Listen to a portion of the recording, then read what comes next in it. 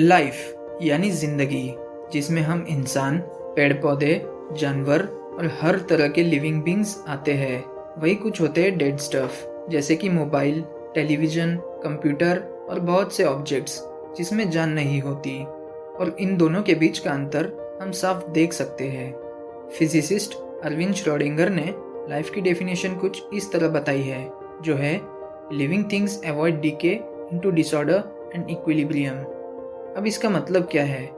Example के तौर पे मान लो कि आपके कंप्यूटर में एक फोल्डर बना है जिसमें हम यूनिवर्स अज्यूम करते हैं। फिर बाद में उस फोल्डर में समय के चलते और ज़रूरत के हिसाब से उसमें एक सीक्वेंस में डेटा बढ़ने लगता है। फिर उसमें कुछ एनर्जी को ऐड करके आप उस डेटा को क्लीन कर सकते हो या मैनेज कर सकते हो। लाइफ कुछ इसी तरह से काम करती है, लेकिन लाइफ आखिर क्या है?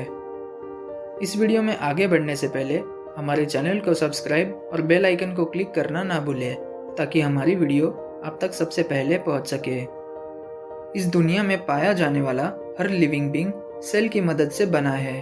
बेसिकली सेल जो है एक बहुत छोटा सा प्रोटीन बेस्ड रोबोट होता है, जिसमें सब कुछ फील और एक्सपीरियंस करने की काबिलियत होती है।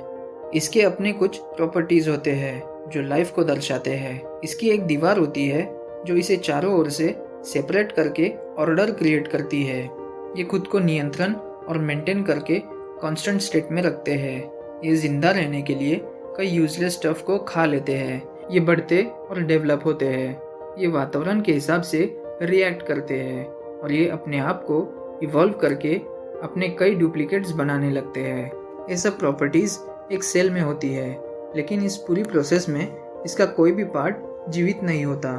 दरअसल इसके कुछ केमिकल्स और प्रोटीन्स आपस में मिलकर रिएक्शन बनाते हैं। इसमें फिर प्रोटीन्स ऐड होने लगते हैं, जिनसे और रिएक्शंस बनते हैं। फिर इसमें और प्रोटीन्स ऐड होते हैं और फिर से रिएक्शन होने लगता है। और ऐसा कई बार होता है। एक सिंगल सेल में लाखों ऐसे केमिकल रिएक्शंस हर सेकेंड में होते रहते हैं, जो आगे चलकर एक कॉम्प्लेक्स स्ट्रक्चर में बदल जाता है। ठीक ऐसे ही सिंगल सेल कई हजारों प्रोटीन्स बना सकता है, जिसमें कुछ सिंपल होते हैं तो कुछ कॉम्प्लेक्स माइक्रो मशीन्स होते हैं। इमेजिन करो कि आप 100 किलोमीटर पर आवर की रफ्तार से ड्राइविंग कर रहे हो और साथ ही साथ अपने कलेक्ट किए हुए रिसोर्सेज का यूज करके आप इसके हर एक डैमेज पार्ट को रिपेयर भी कर रहे हो। ठीक ऐसा ही कुछ एक सेल भी करता है, लेकिन फिर भी सेल का कोई भी पार्ट जीवित नहीं है। यहाँ सब कुछ डेड ऑब्जेक्ट है जो यूनिवर्स के लॉ के हिसाब से मूवमेंट करता है। तो क्या लाइफ एक रिएक्शन प्रोसेस है जो अभी तक हो रही है, फिर भी लास्ट में हर जीवित चीज का अंत होकर रहेगा?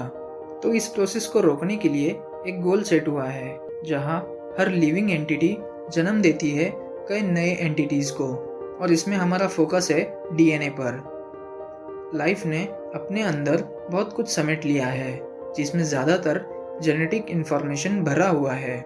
यहाँ हर जीव जंतु का इवोल्यूशन होता है। इसमें डीएनए का इम्पोर्टेंस होता है, क्योंकि डीएनए ही किसी भी जीव जंतु के बेस्ट लिविंग एंटिटी को आगे तक ले जाता है। और जो जीव जंतु इसमें कमज़ोर साबित होते हैं, वो इस खेल में टिक नहीं पाते और फिर बाद में एक्सटिंक्ट यानी लुप्त हो जाते हैं। तो क्या डीएनए ही लाइफ है? दरअसल ये एक बहुत ही कॉम्प्लेक्स मॉलिक्यूल है जो खुद से कुछ कर नहीं सकता। शायद इसीलिए वायरस भी इतने कॉम्प्लेक्स होते हैं जिन्हें समझ पाना मुश्किल होता है। बेसिकली ये आरएनए की स्ट्रिंग्स और डीएनए के छोटे शेल्स होते हैं जो सेल्स को कुछ करने का आदेश देते हैं, लेकिन हम यकीन से नहीं कह सकते कि ये लिविंग एंटिटी है या डेड एंटिटी। फिर भी पृथ्वी में 225 मिलियन क्यूबिक एरिया में फैले वायरस मौजूद है और उन्हें इस बारे में कुछ फर्क नहीं पड़ता कि हम उनके बारे में क्या सोचते हैं। यहाँ कुछ ऐसे भी वायरस है जो डेड सेल्स पर अटैक करके उन्हें जिंदा कर देते हैं, ताकि बाद में उनका यूज करके अपनी आर्मी बना सके। और उसके बाद है माइटोकॉन्ड्रिया। ये एक बहुत कॉम्प्लेक्स सेल्स का पावर प्लांट है। ये पहले फ्री लिविंग बैक्टीरिया हुआ करते थे, जो बाद में किसी बड़े सेल का हिस्सा बने। उसके बाद उनके पास अभी भी अपना डीएनए है और वो अपने आप ही डुप्लीकेट हो सकते हैं, लेकिन फिर भी ये जीवित नहीं है, बल्कि ये सब मर चुके हैं। फिर भी डीएनए के सर्वाइवल के लिए उन्हें ये सब करना पड़ता है। इसका मतलब ये है कि लिविंग एंटिटी इवॉल्व होकर डेड एंटिटी में बदल जाते हैं। इस प्रोसेस का होना जेनेटिक कोड्स के लिए फायदेमंद होता है। तो शायद लाइफ एक इंफॉर्मेशन है जो अपने एग्जिस्टेंस को कंटिन्यूसली मैनेज करती है। लेकिन हम एआई यानी आर्टिफिशियल इंटेलिजेंस के बारे में क्या सोचते हैं? हम इसकी मदद से कंप्यूटर के जरिए आर्टिफिशियल लाइफ बनाने के बहुत करीब है और ये बस टाइम से पहले का सवाल है और ये कोई साइंस फिक्शन स्टोरी नहीं है। यहाँ ऐसे स्मार्ट लोग मौजूद हैं जो एक्टिवली इस पर काम कर रहे हैं।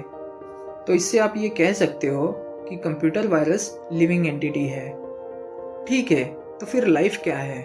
कोई चीज़ है, प्रोसेस है, डीएनए है या कोई इन्फॉर्मेशन है? ये थोड़ा कंफ्यूजिंग लग रहा है, लेकिन एक बात तो पक्की है, एक ऐसी आइडिया जो मूल रूप से नॉन लिविंग एंटिटी के प्रति काफ़ी अलग है, क्योंकि इसमें होते हैं कुछ नॉन फिजिकल एलिमेंट्स और ये अलग अलग सिद्धांतों पर काम करते हैं जो निर्जीव ऑब्जेक्ट्स के द्वारा ऑपरेट किए जाते हैं। चार्ल्स डार्विन के पहले हम इंसान अपने आप को दूसरे जीव जंतु से रिलेट नहीं कर पाते थे और फिर कुछ ऐसा हुआ जिससे हम इंसान अपने आप को स्पेशल समझने लगे। सबसे पहले हमें यह एक्सेप्ट करना होगा कि हम इंसान यहाँ पर मौजूद हर लिविंग बीइंग की तरह एक इवोल्यूशन का हिस्सा है, तो इससे हमें समझने में आसानी होगी। लेकिन हम जितना ये जानने की कोशिश करेंगे कि कंप्यूटर्स क्या कर सकते हैं और लाइफ काम कैसे करती है, उतना ही हम करीब होते जाएंगे उस पहली मशीन की ओर जो हमें लाइफ का मतलब बताएगी। लेकिन इससे हम अपने ही अस्तित्व को खतरे में डाल देंगे और ऐसा बहुत जल्दी होकर रहेगा। फाइनली आपके लिए एक सवाल है कि अगर यूनिवर्स में सब कुछ इसी तरह से बना है तो क्या इसका मतलब यूनिवर्स का अंत हो चुका है या यूनिवर्स में अब तक सब कुछ जिंदा है? दरअसल ये बहुत जटिल सवाल है। क्या इसका मतलब ये है कि हम कभी मर नहीं सकते क्योंकि इसके अलावा हम दूसरी जगह में जिंदा है? शायद लाइफ और डेथ एक हाइपोथेटिकल सवाल है जिसके बारे में हमने अब तक सोचा नहीं। अगर आप इसी तरह के वीडियोस देखना चाहते हो तो हमारे चैनल को सब्सक्राइब करना ना भूलें ताकि हम आपके लिए इसी तरह के मज़ेदार वीडियोस बना सके। देखते रहिए ब्रेनीलिया।